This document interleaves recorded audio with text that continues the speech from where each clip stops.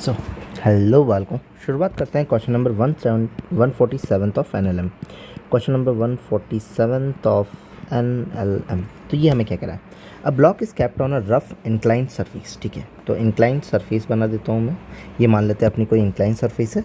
Start sliding मतलब कि नीचे आना चालू कर दिया है ब्लॉक ने। तो ये अपन ने बना दिया ब्लॉक जो कि नीचे आना स्टार्ट कर रहा है। Inclination of an surface is theta with the horizontal respect to the horizontal the coefficient of static friction between the block and the surfaces.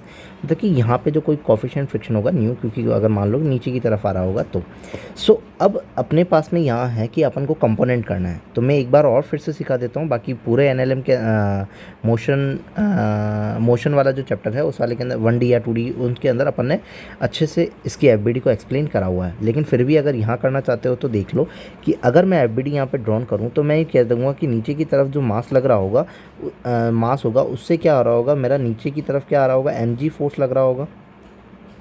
इसको मैं कर देता हूँ mg।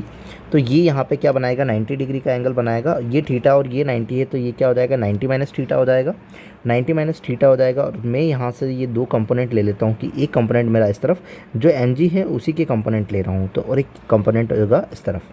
अगर मैं ये कह रहा हूँ कि ये जो है वो सरफेस से ही है तो बनने वाला एंगल यहाँ से ही बन रहा है। अगर ये 90 माइनस थीटा है और ये पूरा 90 है, ये पूरा क्या है, 90 है। इसको दूसरे पेन से चेंज कर देते हैं। अगर ये पूरा 90 है और ये जो बचा हुआ है वो 90 माइनस थीटा है, तो ये क्या हो जाएगा, थीटा हो जाएगा।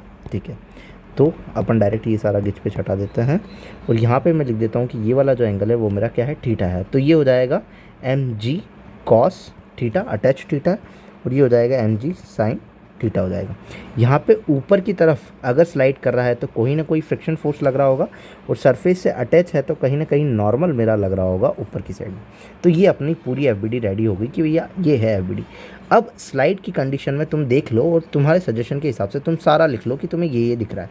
क्या क्या दिख रहा है? तुम बोलोगे भैया सर mg साइन थीटा जो है वो इक्वल है किसके, फ्रिक्शन फोर्स के, और mg cos थीटा जो है वो इक्वल है किसके, नॉर्मल के।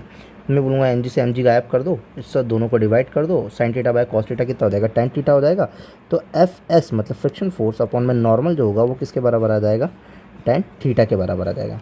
fs फ्रिक्शन फोर्स को क्या लिख सकते हो, mu S N normal is equal to tan theta और डिवाइडेड में नॉर्मल है ही है, नॉर्मल से नॉर्मल कैंसल आउट हो जाएगा। तो तुम्हारा कॉफिशिएंट ऑफ फ्रिक्शन जो आया वो किसके बराबर आया, tan थीटा के बराबर आया।